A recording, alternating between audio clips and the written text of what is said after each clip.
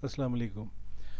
आज हम देखेंगे कि सॉफ्टवेयर में जब हम वर्किंग करते रहते हैं और किस वक्त हमारा कैलेंडर ईयर या फाइनेंशियल ईयर ख़त्म हो जाता है, तो उस केस में हमें नेक्स्ट क्या स्टेप करना होता है। आपके पास ऑप्शन तो होती है कि आप फाइनेंशियल ईयर को क्लोज़ करने की बजाय एक लंबा फाइनेंशियल ईयर भी सेट कर सकते हैं, लेकिन उसके कुछ ड्रॉबैक्स हैं जो हम देखेंगे।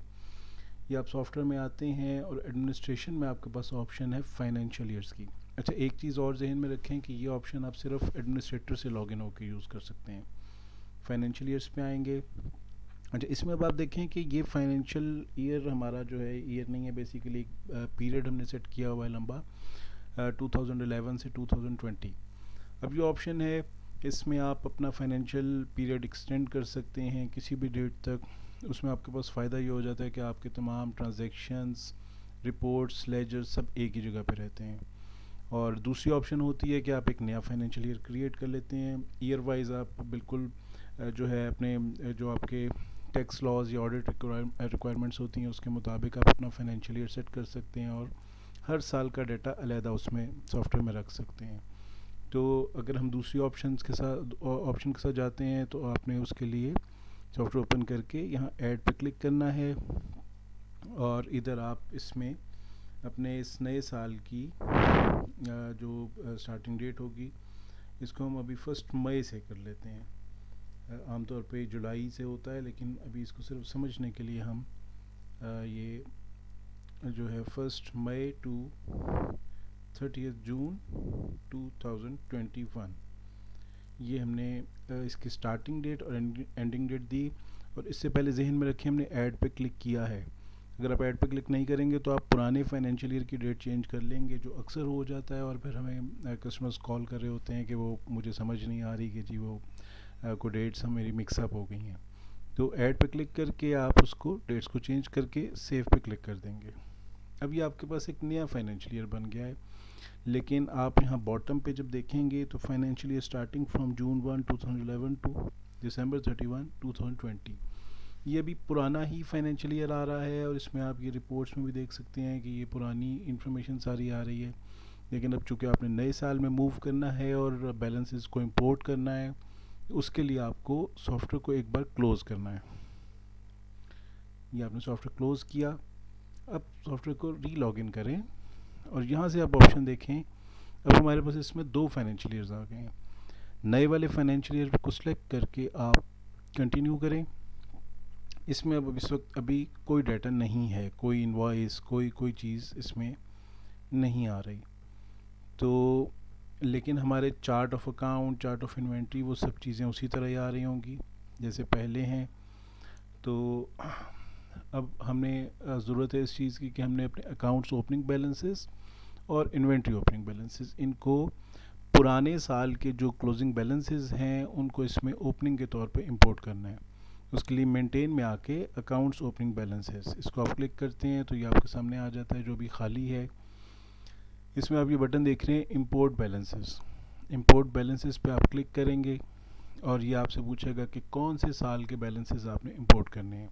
तो ऑब्वियसली जो इससे पिछला साल होगा हम उसको सिलेक्ट करेंगे और यहाँ पे इंपोर्ट बैलेंसेस पे क्लिक कर देंगे। ये वो हमसे कंफर्मेशन ले रहा है।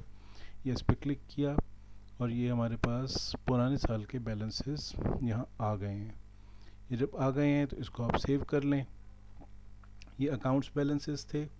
इसी तरह इन्वेंट्री ओपनिंग बैलेंसेस को आप ओपन करेंगे यहाँ पे और इंपोर्ट बैलेंसेस पे क्लिक कर लें। इसमें भी हम इसी तरह साल सेलेक्ट करेंगे और इंपोर्ट बैलेंसेस करेंगे। तो ये पिछले साल के जितने हमारे बैलेंसेस इन्वेंट्री के थे वो उनको नए साल में ओपनिंग के तौर पे ले आया है। इसको सेव कर लें और आप बल्कि देखेंगे कि ये लोकेशन वाइज सारी लोकेशंस के बैलेंसेस ले आया होगा।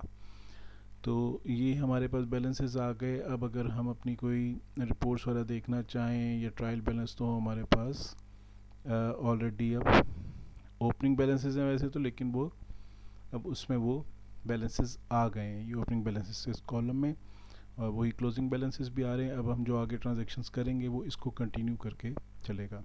अच्छा, शुरू में हमने जो एक चीज़ डिस्कस की वो फाइनेंशियल ईयर को एक्सटेंड करने की भी हमने चीज़ डिस्कस की।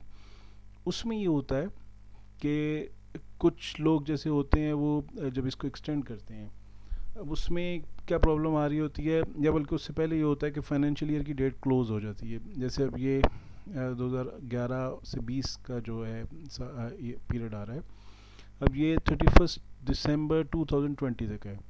अब क्या होगा कि जब ये डेट गुजर जाएगी तो सॉफ्टवेयर में आप जब कोई भी ट्रांजैक्शन रिकॉर्ड करेंगे तो वो आपको उसको सेव नहीं करने देगा। वो आपको मैसेज देगा कि transaction date should be before the ending date of financial period. तो उसके लिए आपने जब डेट एक्सटेंड करनी है, अगर आपने अपना फाइनेंशियल बढ़ाना है, नया फाइनेंशियल ईयर नहीं बनाना, तो आप डेट एक्सटेंड करके सेव करेंगे और सॉफ्टवेयर को एक बार रीस्टार्ट ज़रूर करेंगे। रीस्टार्ट करेंगे तो सॉफ्टवेयर में वो सेटिंग्स अपडेट हो जाएंगी। तो इस तरह से जी आप फाइनेंशियल ईयर अपना नया बना सकते हैं और अपने बैलेंसेस इंपोर्ट कर सकते हैं। वो फिर आपके जो भी फाइनेंशियल ईयर्स हैं उनका डाटा भी अलहदा हो जाएगा। और अगर आपने पुराने फाइनेंशियल ईयर का डाटा देखना है तो आप सॉफ्टवेयर को लॉगिन करते वक्त पुराना ईयर जो है उसको सिलेक्ट करेंगे। अभी आपको दोनों ईयर्स के ऑप्शन है, तो अब जिस ईयर से रिलेटेड आपने डाटा देखना है वो आप यहाँ से सिलेक्ट करेंगे और उसको कंटिन्यू करेंगे। तो इस तरह से जी ये काम करेगा। फाइनेंशियल ईयर्स बेसिकली ज़्यादा इसकी ज़रूरत पड़ती है टैक्स और ऑडिट के लिए। इंटरनली आप एक लंबा पीरियड सेट कर सकते हैं। लंबा पीरियड सेट करने में एक और जो थोड़ा सा नुकसान होता है कि इन्वेंट्री कॉस्टिंग में थोड़ा सा इशू आ जाता है, क्योंकि एक साल के अंदर तो जो इन्वेंट्री की जो कॉस्ट थोड़ी बहुत चेंज हो रही होती है वो बियरेबल होती है। वो एवरेज कॉस्टिंग जब सॉफ्टवेयर करता है तो वो उसके करीब करीब आ जाता है। लेकिन अगर आप 3-4 साल का फाइनेंशियल ईयर बना लेते हैं, फाइनेंशियल पीरियड, तो उसमें जो वेरिएशन है इन्वेंट्री की कॉस्ट की बहुत ज़्यादा हो जाती है। वो परचेजेस आपकी डिफरेंट रेट्स पे हुई होती हैं, तो उस केस में जो एवरेज कॉस्ट बनती है तो वो फिर उसमें काफ़ी फ़र्क आ जाता है करंट कॉस्ट से।